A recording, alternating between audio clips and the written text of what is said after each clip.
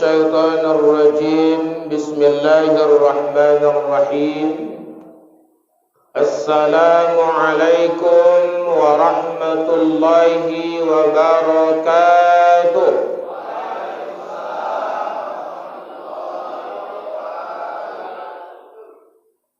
Bismillah, alhamdulillah wa syukurillah,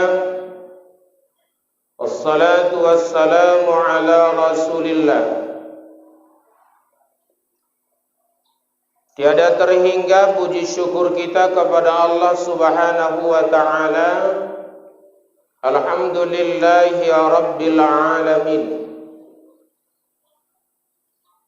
Selanjutnya salawat dan salam selalu kiranya tersanjung saji kepada yang mulia junjungan kita Nabi Muhammad sallallahu alaihi wasallam. Allahumma salli wa sallim wa barik alaihi.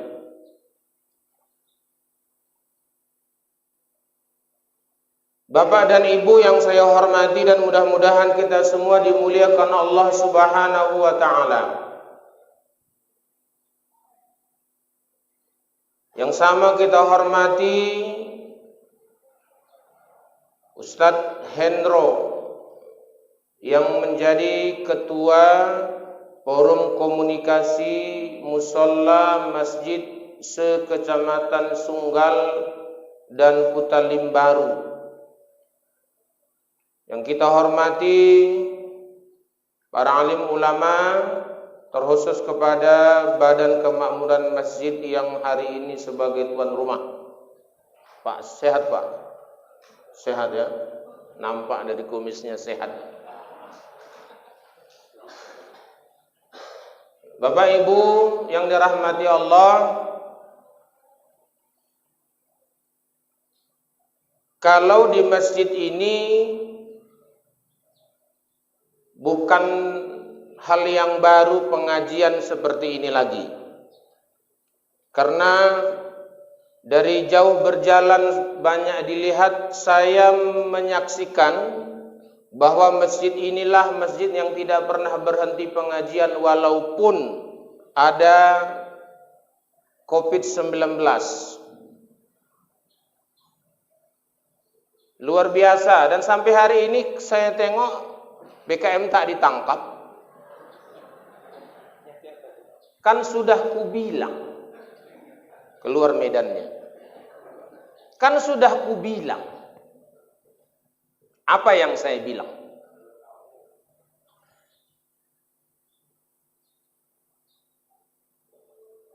Apa yang hari ini menjadi isu dunia, saya katakan isu, dan sedikit diberi bukti.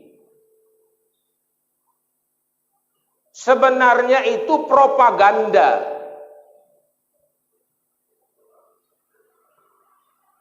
Yang benar-benar terjadi adalah di beberapa negara yang memang sedang perang dingin. Di Indonesia itu hanya percikan aja. Tapi karena lebay, tahu lebay Pak? Lebay itu artinya menyikapi sesuatu berlebihan, itu lebay. Istilah anak muda sekarang. Saya jadi anak muda sekarang lah saya. Lebay, berlebihan. Sudah lebay pemerintahnya, ada pula lagi kelompok-kelompok yang memang gak suka sama Islam. Oh, ini senjata. Muncullah beberapa peraturan. Satu, secara umum dikatakan apa? Menutup tempat-tempat yang berkemungkinan ramai dikunjungi oleh banyak orang. Pertama, tempat wisata. Ini sebenarnya nggak jadi target. Hanya serempetan aja. Mall, itu pun nggak target. Serempetan aja. Supaya jangan nampak kali komunisnya, monyet-monyet itu. Pala pula aku jadinya. Iya.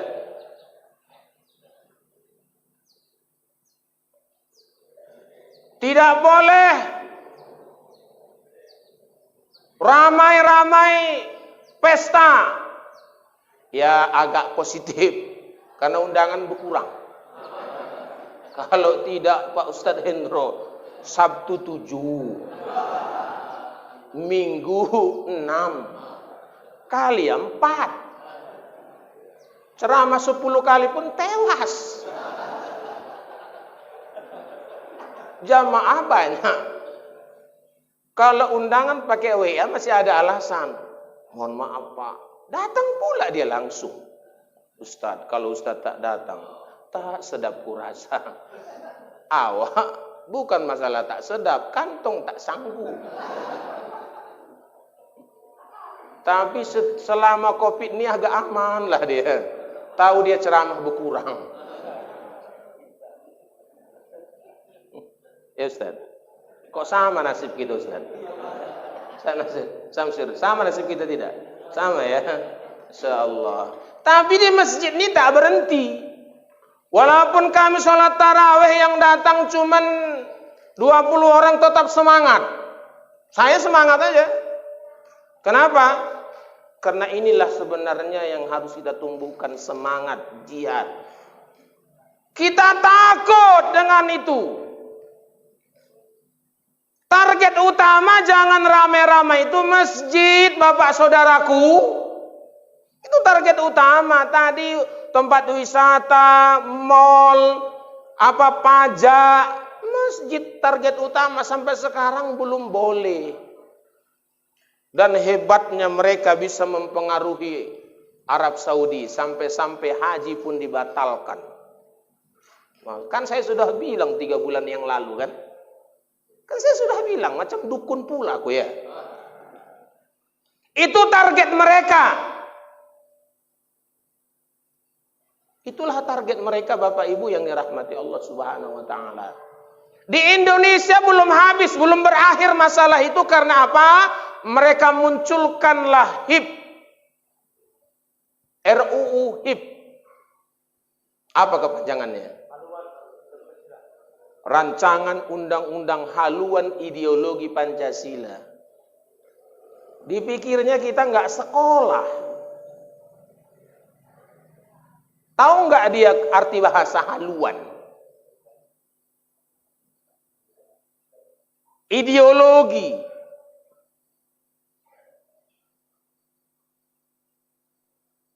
Haluan ideologi Pancasila dibuatnya, rancangan haluan ideologi Pancasila itu dibuatnya menghilangkan sila pertama. Apa yang mau dihilangkan? Ketuhanan yang Maha Esa. Semua rakyat Indonesia yang beragama pasti tak setuju. Kenapa? Bukan Islam saja, cuman karena Islam lebih besar, lebih banyak suaranya, walaupun banyak nggak berani. Banyak kita ini tidak berani. Ustadz-ustadz pun banyak tak berani. Apalagi ustadz-ustadz nih yang kenyang dikasih pejabat. Tak berani dia macam saya. Maaf ustadz ya, bukan ustadz. Bukan. Tak berani dia. Kenapa? Nanti tak dapat lagi.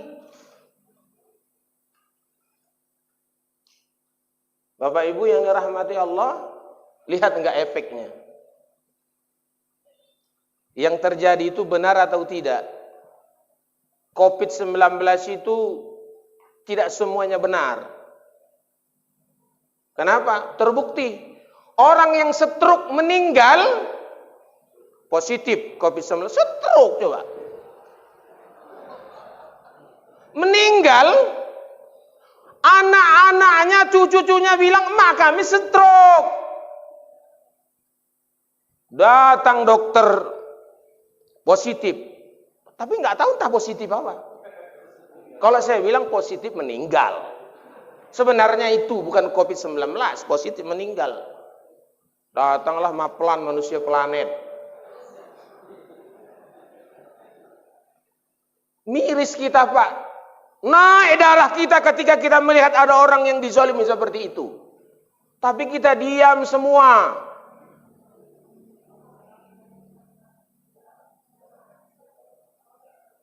Asal orang demam lebih dari 36 sudah positif. Ialah positif demam.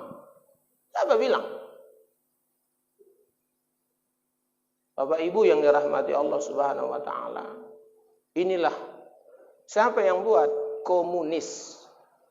Siapa itu? Komunis, orang yang berpikiran komunis, orang yang mendukung komunis. Ingat, sekarang di Indonesia ini ada komunisnya, ada orang yang berpikiran komunis. Bukan komunis dia, tidak.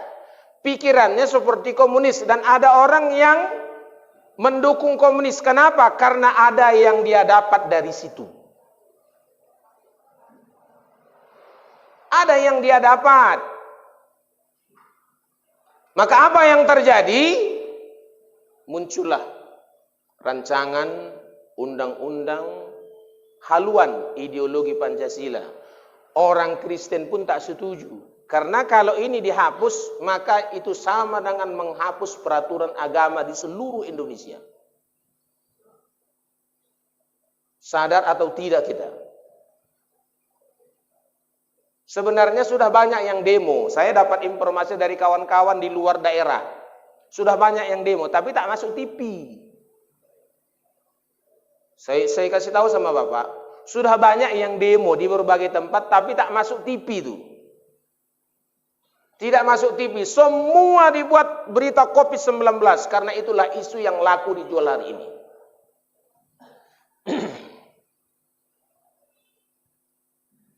Bapak Ibu yang dirahmati Allah Subhanahu wa taala. Di tempat yang sama ini saya duduk kemarin dulu, saya mengatakan apa? Ija'ahatan minas sama. Ija'ahatan unzilat minas sama. Surifat an ummaril masajid.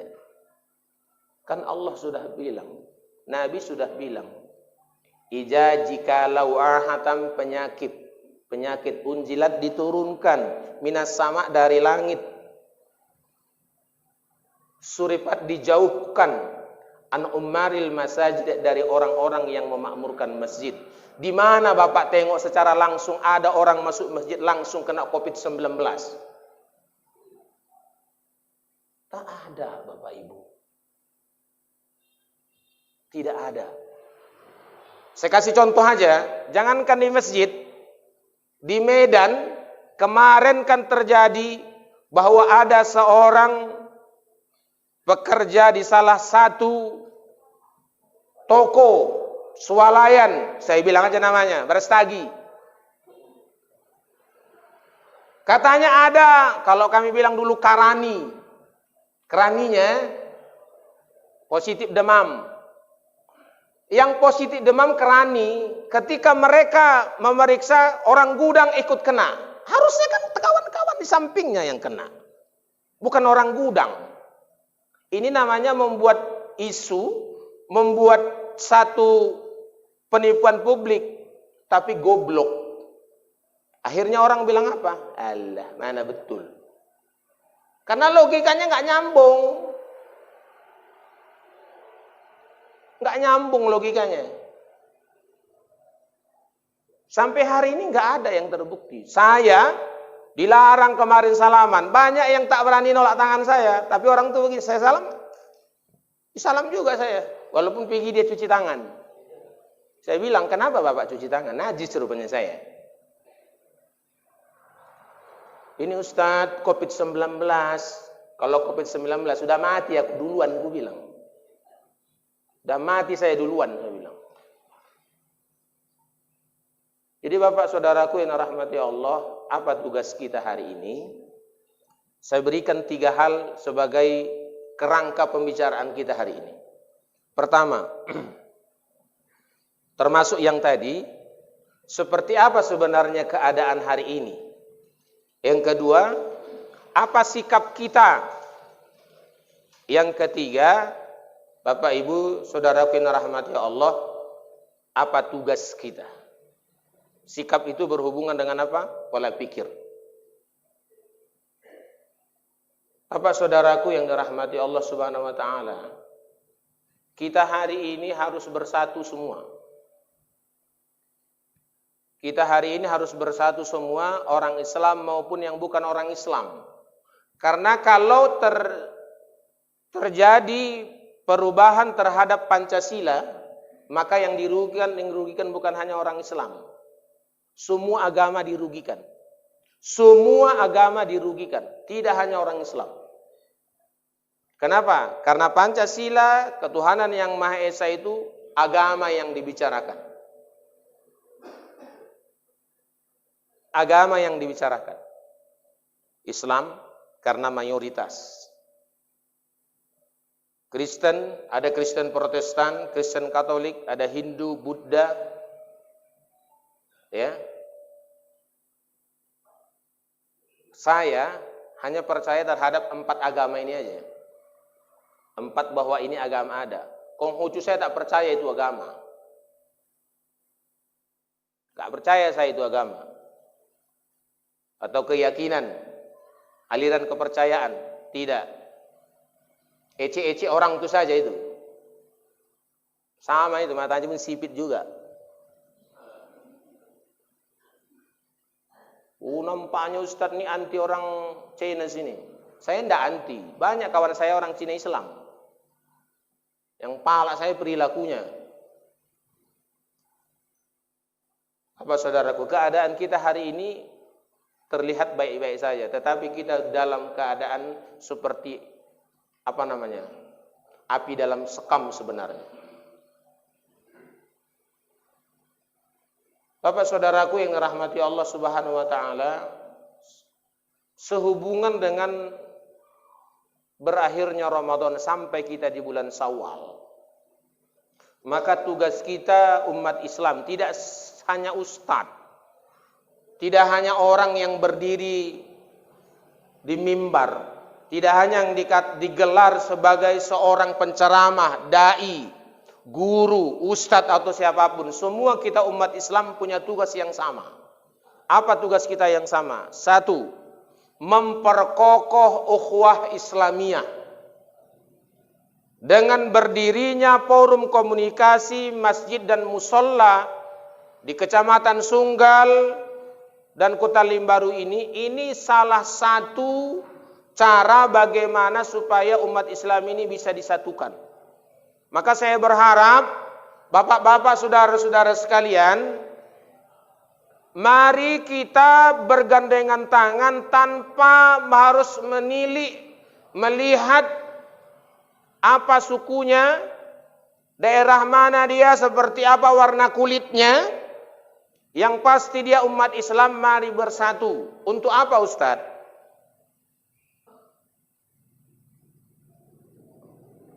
Dengan bersatunya kita, walaupun kita bukan mau perang, paling tidak mereka akan gentar melihat umat Islam itu bersatu. Kalau perang pun yang rugi kita juga. Saya ingin mengatakan, kalau perang pun yang rugi kita, Bapak Ibu. Yakinlah kalau perang yang paling rugi kita orang-orang kecil. Kalau orang-orang yang banyak duitnya, orang-orang kaya sana, pejabat-pejabat, seandainya perang, 7 tahun pun mereka tetap hidup. Banyak duit mereka. Kita, jangankan 7 tahun. 7 hari aja udah pening. Karena yang dikorek pagi makan siang. Yang korek siang makan sore. Yang korek sore makan malam. Begitulah hidup kita. Apalagi kami ustadz-ustadz ini yang tidak ada kerja tetap. Cuma ngajar-ngajar. Begitu ngajar, siswa pun tak bayar SPP lagi. Begitu mau gajian, apa kata yayasan? Maaf Ustaz, utulan SPP belum dibayar. Pengajian tak ada. Akhirnya pulang ke rumah, bilang sama anak, ayo zikir banyak-banyak. Subhanallah, walhamdulillah, wala ilaha illallah, wallahu akbar. Apa kata anak? Mules juga ya. Bapak Ibu. Yang kedua, hari ini kita harus menyatukan pola pikir. Pola pikir kita hari ini jangan lagi pola pikir umat Islam yang pasif. Kita umat Islam ini banyak yang pasif. Tak mau berbuat apapun, pasif. Apa katanya? Alah, kalau bicara politik kan itu urusan orang politik, Bapak Ibu. Makanya Islam kita yang mayoritas jadi minoritas. Kenapa? Pola pikir kita udah agama aja, politik nggak usah diurusi. Akhirnya yang ngurus politik orang yang tak beragama, rusaklah negara kita. Maka sejak hari ini saya sampaikan kepada Bapak dan Ibu, saudara-saudara sekalian, jangan pisahkan agama dengan politik, karena inilah cara komunis menghancurkan negara kita dan Islam. Jangan pisahkan. Memang ini kalimat komunis. Apa kata mereka? Jangan bawa agama dalam politik, karena memang itu kerja mereka. Karena mereka tak bawa agama, tak punya agama dia. Dilarang bicara agama di masjid. Saya mau kasih tahu rekamannya. Profesor Sahetapi ketika dia khutbah di gereja, dia bahasa politik. Saya punya rekamannya. Mungkin ada di grup forum komunikasi pun ada itu. Kenapa dia tidak ditangkap? Karena sebenarnya isu yang mengatakan tidak boleh ngomong politik di masjid itulah yang dikembangkan komunis. Pemerintah sendiri nggak bermasalah dengan itu. Maka saya katakan kepada bapak saudara-saudaraku, ketika nanti datang pemilu ke depan ini, tolong dukung ustadz-ustadz kalau ada mereka yang mencalonkan diri sebagai anggota DPR. Dukung, jangan yang ngasih duit kita dukung. Yang pemabuk, yang preman, itulah kita dukung. Begitu disodorkan sama dia satu koper, otaknya berubah menjadi otak udang. Kalau ustadz-ustadz itu walaupun tak parah kali, ini saya ingatkan, apa bedanya ustadz? Ustadz yang jadi anggota DPR dengan yang bukan ustadz. Kalau yang ustadz Bapak Ibu, walaupun dia nyimpang, tak jauh kali nyimpangnya. Kenapa? Ada pikiran sedikit. Jangan bilang ustadz-ustadz itu pun korupsi ustadz. Alah, kita pun ini juga karena nggak ada waktu korupsinya maka kita nggak korupsi. Nggak usah banyak cerita.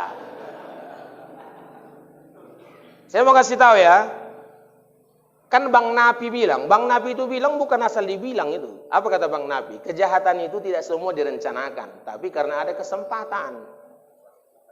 BKM, nggak usah pakai BKM. Kita nih, karena nggak ada jabatan kita nggak ada dikorupsi. Apa yang mau kita korupsi? Kalau ada jabatan kita, kurasa kalau kita pun gubernur, ini Sumatera Utara kita jual separuh ini. Jadi nggak usah menghujat. Saya tidak mau menghujat pejabat yang korupsi. Kenapa? Karena bukan saya yang duduk di situ. Kalau saya pun duduk di situ, mungkin lebih bejat saya dari dia. Jadi jangan menghujat. Memang pejabat kurang ajar. Karena bukan kau yang duduk di situ. Tengok orang-orang yang dulu menghujat, sekarang duduk, muncungnya diam. Karena begitu juga rupanya. Mantap. Jangan. Saya tidak akan menghujat mereka-mereka yang korupsi. Karena mereka punya kesempatan maka korupsi. Saya tak ada mau di kesempatan. Sedang mau di korupsi. Waktunya lah datang terlambat. Besok tadi pakai orang lagi. Mampus. Tuh. Bapak Ibu yang kedua tadi. Mari. Yang ketiga apa? Anak-anak kita sekolahkan ke sekolah agama. Ini pendidikan baru akan dimulai. Walaupun belum pasti kapan masuknya, tapi sudah ditentukan bahwa mulainya ajaran baru 2020-2021 itu tanggal 13 Juli secara nasional. Walaupun masuknya belum ditentukan, tapi ajaran barunya sudah ditentukan, maka pilihlah sekolah-sekolah agama. Jangan bangga Anda sekolah di sekolah negeri. Jangan bangga. Apalagi sampai bayar 3 juta, 4 juta masuk negeri. Tahu saya begitu. Ini kita bangga. Anak kita masuk SMP negeri, SMA negeri. Apalagi yang favorit sampai bayar 45 juta. Lebih baik Anda impak ke masjid. Sekolahkan sekolah-sekolah agama. Ini saya ingatkan Bapak Ibu.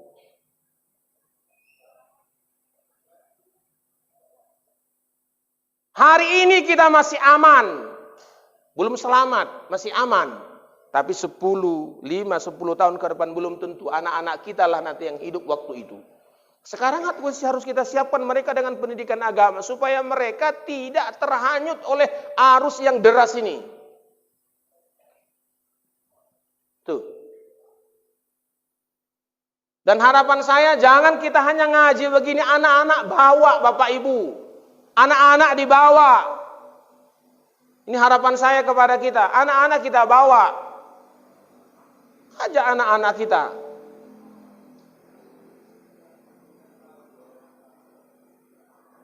Yang keempat, Bapak Ibu yang dirahmati Allah Subhanahu wa taala, saya ingatkan, saya himbau, jangan berhubungan bisnis atau perdagangan atau yang berhubungan dengan ekonomi kepada orang-orang di luar Indonesia sejati atau Islam. Ini kita bangga. Tahukah Bapak Ibu, Anda belanja di Indomaret itu yang makin kaya siapa? Tahukah Bapak Ibu kalau Anda belanja di Indomaret, Alfamart itu yang kaya siapa? Itu punya orang Cina. Yang sakitnya ngutang ke tempat tetangga. Ngutang tempat tetangga. Pernah bisa ngutang rupanya di Indomaret? Kan ada. Ngutang tempat tetangga. Tetangga tadi sudah cengap-cengap. Cacatan utangnya mulai halaman pertama sampai halaman 120. Catatan utang tetangga semua. Sampai pindah rumah nggak dibayar, utang makan. Ini saya ingatkan anda di bapak-bapak yang pakai peci, yang pakai lobby, yang sholat ibu-ibu, yang ngintip-ngintip itu. Saya ingatkan, jangan bangga ketika utang anda di kedai nggak diminta. Sekarang nggak diminta. Ini dengar nih hadis ini. Hadis ini dengar yang saya baca nih, masalah hutang. Apa kata Nabi? Nafsul mu'minim mu'allaqatum bidainihi hatta yuqadu anhu. Apa kata Nabi? Ruh orang beriman itu, nafsul mu'minim mu'allaqatum, tergantung pada hutangnya. Hatta yuqadu anhu, sampai ahli warisnya melunasinya. Jangan bangga Anda lari dari hutang. Kau ngutang ke dia tetangga, tapi cash ke Indomaret. Masya Allah. Nggak kasihan nengok tetangga. Begitu ditagih, nggak dicakapi pula itu. Coba bapak-bapak tunjuk tangan dulu yang punya kedai sampah dulu. Nggak salah nggak yang saya bilang ini? Bahwa banyak yang ngutang ke tempat Anda, tapi dia cash ke Indomaret. Datang dia. Yuk, bojoku nggak kerja 3 minggu. Sengutang nggak yuk? Sore-sore naik kereta dia. Indomaret. Naik PCX pula itu. Dengan bangga naik PCX walaupun nggak lunas. Kacamata,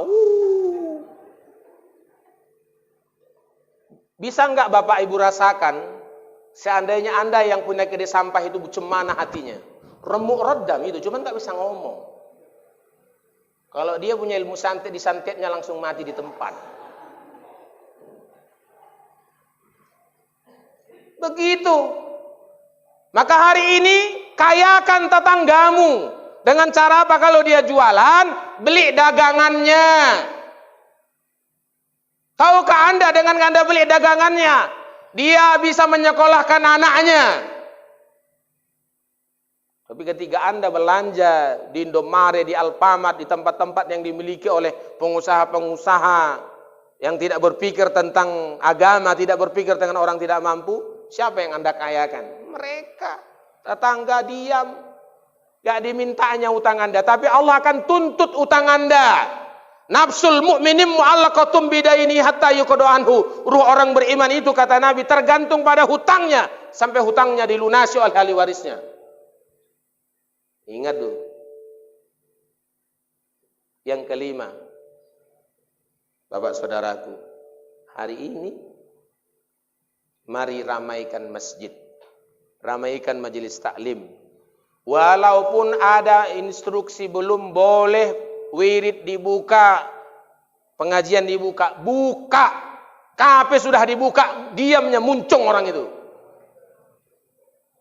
Kenapa wirid nggak dibuka sampai sekarang? Diamnya orang itu. Orang kibotan pun sudah ada mulai. Diam, tapi kita telepon kepala desa, kita telepon istri saya, telepon istri kepala desa, karena istri saya ketua wirid.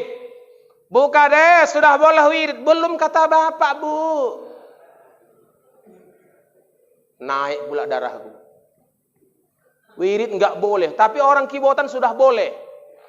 Memang pikir, bukan komunis, tapi pikiran, pola pikir sudah macam pola pikir komunis sudah. Mau jadi apa negara kita? Tapi cinta NKRI. Jangan dikira karena ulama-ulama yang, ini saya ingatkan, jangan dikira karena ulama-ulama para ustadz yang keras itu bicara agama bukan cinta ke NKRI. Saya ini guru udah 21 tahun mengajarkan Pancasila kepada murid-murid saya. Ini anggota DPR nggak hafal pula dia Pancasila. Karena nasibnya jadi anggota DPR. Saya 21 tahun jadi guru, tiap hari Senin saya bilang sama anak, upacara Pancasila, itu terus tiap hari Senin. Ini baca Pancasila anggota DPR nggak bisa, pantas dia buat rancangan undang-undang HIP. Mau digantinya Pancasila, ketuhanan yang Maha Esa, menjadi ketuhanan berkebudayaan. Kalau udah ketuhanan berkebudayaan dicampur adukan agama dengan budaya Bapak Ibu, maka muncullah Islam Nusantara, bukan Islam sejati lagi. Datang dari Nabi, Islam Nusantara. Kenapa? Saya tengok itu, saya lupa siapa nama, saking palaknya saya. Apa kata dia? Sekarang ini bukan lagi yang kita takuti PKI dari Cina, dari Rusia, tapi PKI dari Arab pun banyak. Siapa yang bilang itu? Lupa saya namanya, saking muaknya saya nengok itu. Siapa namanya? Lupa saya. PKI dari Arab, otaknya nggak ada gue rasa itu. Jangan-jangan otaknya tai semua. Masa ada PKI dari Arab? Kalau udah komunis dari Arab itu berarti orang tak sembayang lagi. Maksud dia udah saya tahu.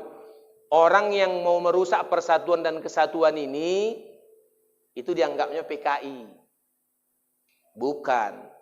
Yang dibilang komunis itu, Bapak Ibu yang rahmati Allah, orang yang tidak suka terhadap kegiatan agama dan urusan agama, itulah komunis. Mereka tidak ada suka kepada kegiatan agama. Bapak saudaraku yang dirahmati Allah Subhanahu wa taala, kemudian Ustaz,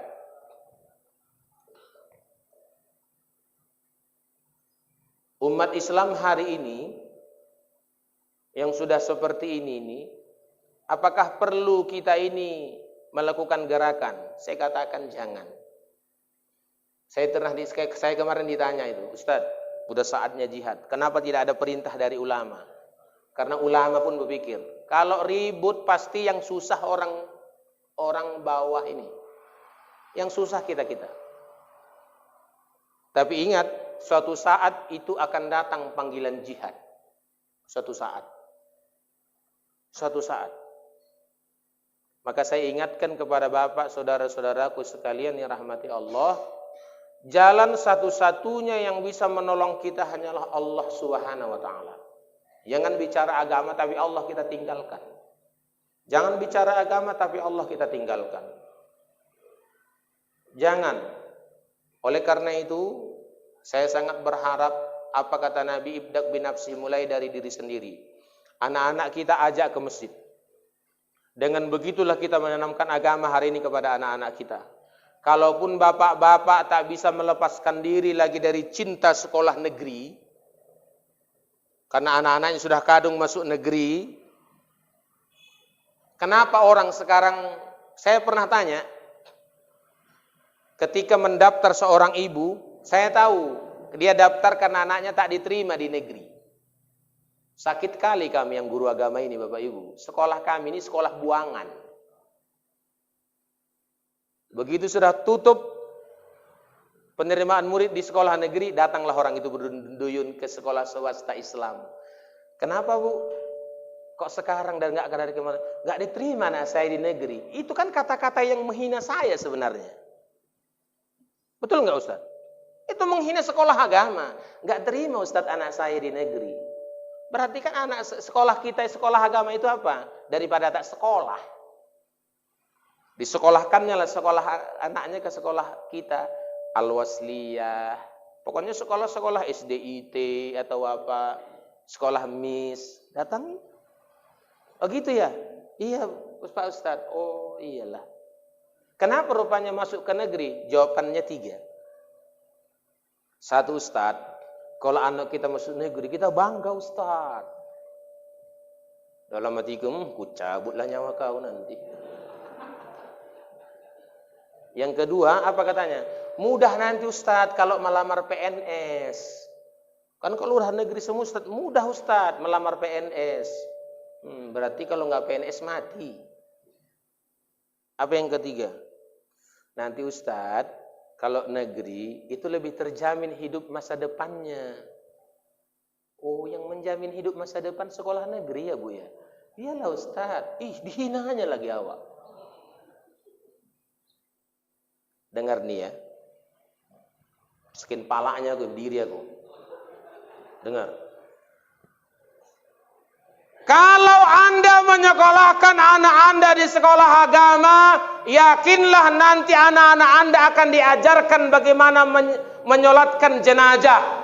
Kalau Anda mati nanti, maka anak Anda lah yang menyolatkan Anda, walaupun mungkin dia tak bisa menjadi imamnya, paling tidak dia ikut menyolatkannya. Karena di sekolah agama itu diajarkan sholat mayit.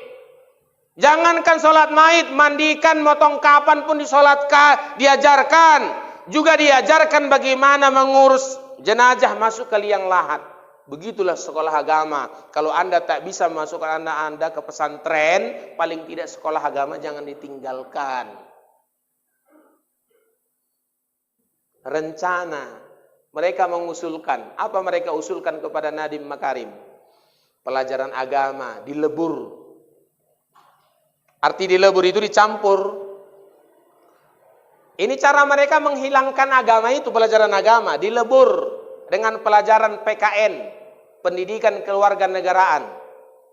Kalau sudah dilebur, maka nanti arti yang dilebur itu kan dicampurkan. Bisa jadi agama di situ dimasukkan hanya 10%. Untuk apa Bapak Ibu? Supaya pelajaran agama hilang. Alasannya apa? Karena di kurikulum ke-13 sudah ada perintah kepada setiap guru yang mengajar 5 menit atau 10 menit mengajarkan kepada murid untuk menghayati agama dan kepercayaan mereka masing-masing. Itu alasan mereka supaya pelajaran agama itu bisa dihapus. Sekarang mau saya tanya, Bapak Ibu. Kalau kita tinggalkan agama, anak-anak kita tidak kita sekolahkan, kita tidak didik dengan agama. Kira-kira mau jadi apa besok? 10 tahun, 15 tahun, 20 tahun ke depan negara kita ini. Akan hancur. Jadi jangan katakan cinta NKRI. Jangan katakan cinta NKRI. Kalau agama Anda tinggalkan. Oh, terlalu jauh Anda kalau bicara NKRI Pak Ustadz, bicara diri sendiri aja. Oke. Saya ini melihat langsung, entah Bapak pernah mengalami atau tidak, atau Ustadz-Ustadz kita mengalami atau tidak. Tapi boleh tanya ke Sunggal Kanan. Saya di Sunggal Kanan sampai tahun 2020 ini, saya sudah menjadi ketua STM seluruh desa Sunggal Kanan itu 11 tahun. 11 tahun baru 2 kali orang meninggal, datang saya ke sana, baru 2 kali ada orang meninggal, anaknya yang minta menjadi imam, baru 2 kali. 11 tahun lamanya. Biasanya ustadz sajalah. Biasanya ustadz lah. Biasanya belum saya suruh, ustadz jangan lupa nanti jadi imam. Anaknya bukan 1, 2, 7 anaknya laki-laki. Pernah suatu hari meninggal bapaknya jam 4 subuh. 4 subuh. 4 asar, bukan 4 subuh, jam 4 asar, nggak mungkin dikebumikan lagi. Anaknya ada 3. Ya, ada di Batam, ada di Pekanbaru, ada di Jakarta. Yang paling lama yang dari Pekanbaru. Kami tunggu sampai 5:30 sore besoknya. Karena kata dia apa? Jangan dikebumikan ayahku, aku harus jumpa. Orang sudah pulang. Tinggal sayalah ketua STM, Bilal, dan beberapa tetangga. Duduklah kami. Datanglah dia. Dibawa. Karena apa? Dikejar naik kereta. Nggak lagi naik taksi lagi. Ditunggu di Amplas. Dia dari Kuala Namu ditunggu di Amplas, naik kereta dari sana. Biar cepat. Sampai. Gitu sampai. Pak, bapaknya sudah disolatkan oleh kami. Tapi rencana keluarga bapak harus ikut. Apa kata dia? Untuk apa lagi saya solatkan, Pak? Sudah selesainya. Udahlah. Nangis pun dia tidak. Kami nunggu dari pagi. Kami bawa ke kuburan. Enggak ikut dia ke kuburan, Pak. Apa katanya? Capek aku, Ustaz. Si ibu yang bawa kereta tadi macam setan. Aku bilang, apa enggak nampak rupanya sampai macam setan dia, aku bilang. Saking palanya udah ini. Udahlah Pak Ustaz. Enggak ikut dia ke kuburan, kami tunggu dia dari pagi sampai sore. Masya Allah. Apa? Sarjana apa dia? Sarjana? Waktu di kuburan saya doa, nangis saya. Bukan nangis karena mendoakan jenazah. Nangis memikirkan nasib jenazah itu. Ya Allah. Anaknya jauh-jauh datang, ya Allah. Jangankan ikut ke kubur, ya Allah. Apa saya bilang?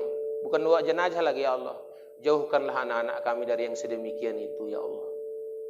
Jangan kau buat anak-anak kami seperti mereka itu. Biarlah anak-anak kami hidup dalam kesederhanaan. Tapi ketika kami mati nanti, ya Allah, mereka bergiat, mereka semangat menyolatkan kami. Itu doa saya. Bukan doa jenazah lagi saya baca. Kenapa? Sakit rasanya di sini. Bagaimana nanti Anda, Pak? Tapi ingat yang saya katakan ini, kalau anak Anda tanamkan agama sejak hari ini, ingat apa yang dia katakan. Jangan salatkan bapakku karena aku yang harus menjadi imamnya.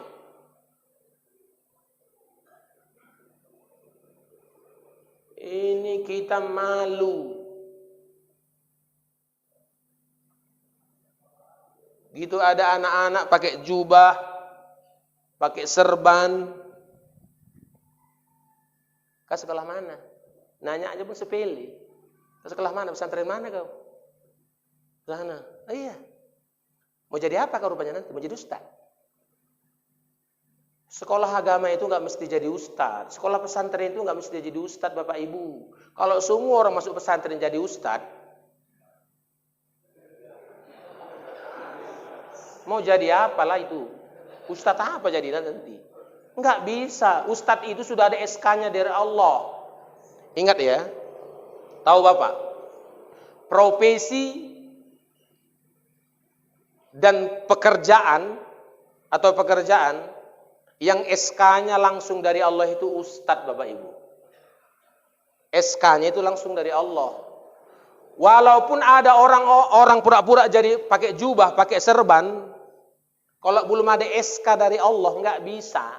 Sampai di sini, bilang alhamdulillah pun nggak bisa. Alhamdulillah. Biar tahu Bapak Ibu. Jadi ustaz itu SK-nya dari Allah. Adapun orang mau tamat apapun dia, nggak bisa jadi ustaz. Kalau Allah nggak angkat dia jadi ustaz, nggak bisa pura-pura pakai jubah, pakai serban. Oh, ditaruhnya berlapis-lapis pun serbannya sampai kepalanya nunduk berat kali. Nggak bisa kalau Allah nggak angkat. Jadi anak kita masuk pesantren sekolah agama nggak mesti jadi ustadz. Tapi tahu agama itu adalah satu cara bagaimana supaya selamat dunia dan akhirat. Maka hari ini saya menghimbau kepada kita. Masih ada waktu ini penerimaan murid baru hari Senin baru masuk. Mulai daftarkan sekolah Anda. Kalaupun sudah Anda daftarkan negeri pindahkanlah. Sekolahkan udah ku bayar 5 juta Ustaz, terserah Anda lah. Kalau begitu. Tapi saya ingatkan, sekolahkanlah ke sekolah agama Bapak Ibu. Sekolahkanlah, mau di sekolah manapun boleh. Ustaz, kalau sekolah pesantren mahal-mahal, daftar 4 juta, 5 juta, 7 juta. Saya sudah daftar Ustaz ke sana, 9 juta, mau dari mana uang saya? Saya sedang buka pesantren di Hamparan Perak, bukan promosi, supaya solusi. Saya buka pesantren di Hamparan Perak, namanya pesantren Darul Mahmuda. Di sana digratiskan orang yang tidak mampu. Di pesantren saya. Daftarkan ke sana. Kalau bapak ibu cuman bisa anaknya bayar uang makan saja bayar. Gak usah pakai daftar-daftar sampai jutaan. Datang ke sana. Ustadz, anak saya mau masuk pesantren. Berapa uang makannya? Itu aja, karena saya nggak punya duit ngasih uang makannya. Saya bukan anggota DPR. Uang makannya aja bayar. Ustadz, nggak ada uang, nggak ada. Saya pun janganlah pula miskin. Sekarang orang kalau mau dapat gratis semua mengaku miskin. Ini palak kali aku yang begini-begini nih. Ini yang sekarang kan yang kemarin-kemarin dapat bantuan dari pemerintah 600.000 segala macam, BLT, BST, entah apa namanya, ada 7 itu. Kalau nggak dapat marah. Kalau Anda dapat itu berarti Anda orang miskin, Pak. Marah pula itu. Aku kok nggak itu? Kepala desa diparani. Pak Kades, awak pikir tahu bilang apa? Aku kok nggak itu? Itulah kita orang Indonesia, orang Islam. Apa? Pola pikir pengemis. Kalau ada bantuan nggak dapat marah. Ini bentar lagi banyak ini pengemis baru. Apa itu? Nggak dapat daging kurban marah, tapi nggak pernah kurban. Malu kau, malu. Nggak dapat kurban marah, tapi keretanya PCX, NMAX, tapi nggak pernah kurban, nggak pernah nama dia ada di masjid. Tapi kalau sudah masuk hari raya kurban, semua mau ikut panitia kurban. Asal ikut panitia kurban, telurnya hilang, kakinya hilang, ekornya hilang, lidahnya hilang. Udahlah, itulah orang yang nggak pernah kurban itu begitu. Percayalah Bapak, kalau pernah kurban nggak mau kayak gitu Pak, percayalah. Maka saya bilang sama Anda, Bapak Ibu Saudaraku yang dirahmati Allah, ingat, jangan jadi orang yang berjiwa pengemis. Umat Islam tak perlu itu begitu-begitu. Malu kalau nggak ada nama Anda situ, malu. Kurban tidak, tapi kereta ganti-ganti. Kemarin NMAX datang, PCS masuk, datang PCS. Nanti datang tahap apa, beli lagi. Tapi kurban nggak pernah. Tiap tahun panitia kurban aja. Malu.